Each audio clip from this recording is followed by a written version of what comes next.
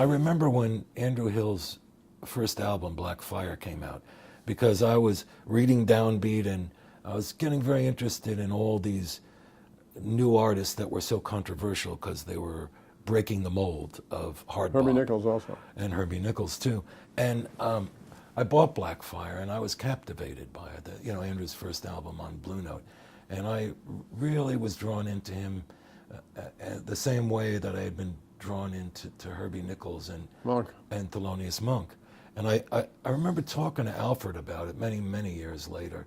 And I said, it's just, there's these three guys, they sound like they come from nowhere else, and they're just prolific composers that live in their own universe, and their music is so amazing. And he said to me that when he first heard Monk, he took him to a rehearsal studio and had him play everything he wrote.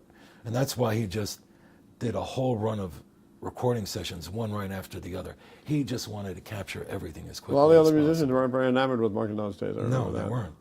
And the same is true of Herbie Nichols. And he was too weird and all that other stuff. Yeah. And he said the same thing happened when he met with Herbie Nichols. He did the same thing. He took him to a rehearsal studio, played everything he composed, and he just wanted to record everything. And the third time that happened was with Andrew Hill, who he called his last great signing.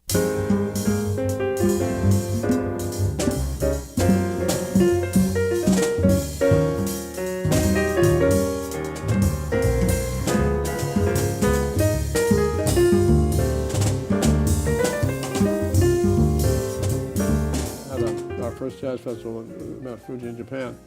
Andrew Hill had written a lot of new music for it.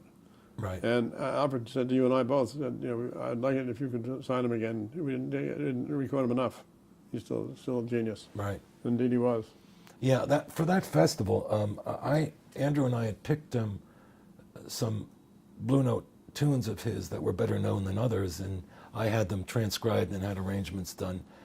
And Andrew agreed to do that, so I had all the parts ready and everything. And then on the plane from New York to Tokyo, he wrote like 6 new complicated pieces. What happened was during his set, it was Joe Henderson and Woody Shaw, Bobby Hutcherson, Ron Carter, and Billy Higgins was the group.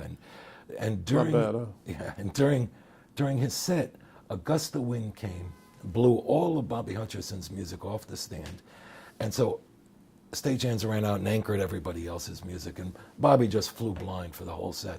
But Andrew, during each song, he would get up during someone else's solo and start running over to everybody's music stand, and I thought he was just clamping it, making sure the music was secure. And during about the third tune, I was walking away from the stage, and Joe Henderson and Woody Shaw ran after me like a bolt out of lightning. And Joe, who's so quiet, uncharacteristically said in a very loud voice, "Is there something you can do? This music is so hard to play as it is, and he's rewriting it as we play it."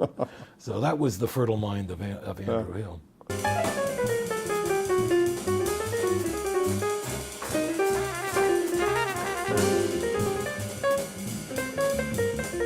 It was amazing. I remember we couldn't do anything because the wind was blowing across the microphone, and it was one of the great things, one of the best sets I've ever heard. But the rehearsal was in the afternoon was fabulous. Every musician there were about 30 musicians that we invited to Mount Fuji. They're all there listening to the rehearsal. Yeah, yeah. And then too bad we didn't capture that night. But the wind was blowing across the mic. I know. I heard it takes. But we got to sign him 2 more times, and we did indeed. Made another total of 3 albums. And you found a fabulous record in the vaults that was never released. Oh yeah, Passing Ships, yeah. Which was like a 9-piece band. One of my very favorite albums on Blue Note, by the way. Yeah, it became one of mine too, and Andrew's too. Yeah.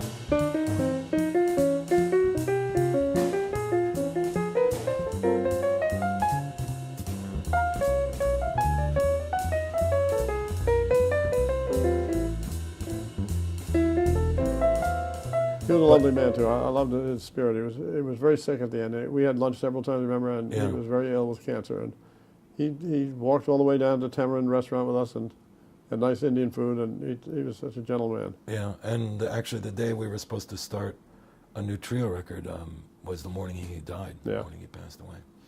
But he does live on in the spirit of others. Greg Osby was a great disciple of his in a way, and of course, pianistically and mentally, I mean, one of his star pupils was Jason Moran, who we were lucky enough to sign to Blue Well, Greg Note. Osby talked to me about Jason Moran. He called me on the phone. He said, "You got to come down here to the gig tonight." He was playing at Sweet Basil's at the time, club that's no longer there, but it was on 7th Avenue South, and you got I have a great piano player. I went down to hear him, and I said, "Oh my God!" I said to him after the set, and they said, "You got to be on Blue Note." He's been on Blue Note now for 10 years. Yeah. What an honor to have him on the label. Yeah, I mean, completely unique, and with his own sensibility. He lives in his own universe too. He does indeed. As did both of his teachers, Andrew Hill and Jackie Byard. Jackie Byard also.